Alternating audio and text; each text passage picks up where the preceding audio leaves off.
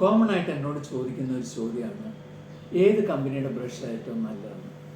പക്ഷെ ഞാൻ പറയുവാണെങ്കിൽ ഏത് ടൈപ്പ് ബ്രഷാണ് നമ്മൾ മേടിക്കേണ്ടത് അല്ലെങ്കിൽ നമ്മൾ ഉപയോഗിക്കേണ്ടതെന്നാണ് പറയുന്നത്. നമുക്ക് സാധാരണ നമ്മുടെ മാർക്കറ്റിൽ അവൈലബിൾ ആയിട്ടുള്ള hard, medium, soft, extra soft, ഇങ്ങനെ അല്ലെങ്കിൽ അൾട്രാ സോഫ്റ്റ്, ഇങ്ങനെ 4 ടൈപ്പാണ് ബ്രഷുകൾ കിട്ടുന്നത്.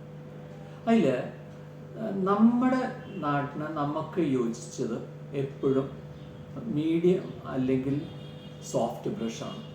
അത് ഞാൻ പ്രിഫർ ചെയ്യുകയാണെങ്കിൽ സോഫ്റ്റ് ചെയ്യാൻ പറയുള്ളൂ. കാരണം നമ്മുടെ പല്ലിന് കൂടുതൽ ഡാമേജ് വരാതിരിക്കാൻ. കാരണം നമ്മൾ സൗത്ത് ഇന്ത്യൻസ്, നമ്മളെന്ന് ഉദ്ദേശിക്കുമ്പോൾ ഞാൻ മെയിനായിട്ട് സൗത്ത് ഇന്ത്യൻസിലാണ്.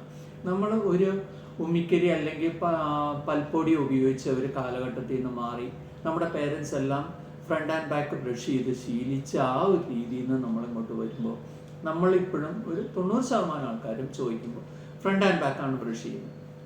അങ്ങനെയുള്ളവർ നമുക്ക് മീഡിയോ ഹാർഡോ ബ്രഷ് യൂസ് ചെയ്ത് കഴിഞ്ഞാൽ സൈഡ് തേയ്മാനം ഉണ്ടാവാനുള്ള ചാൻസ് വളരെ കൂടുതലാണ്.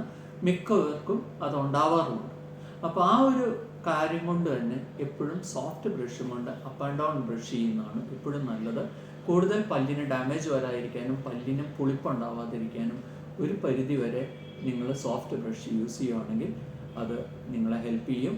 അതോടൊപ്പം തന്നെ പല്ലിന് ഡാമേജ് ഉണ്ടാവാതിരിക്കാനും അത് ഹെൽപ്പ് ചെയ്യും.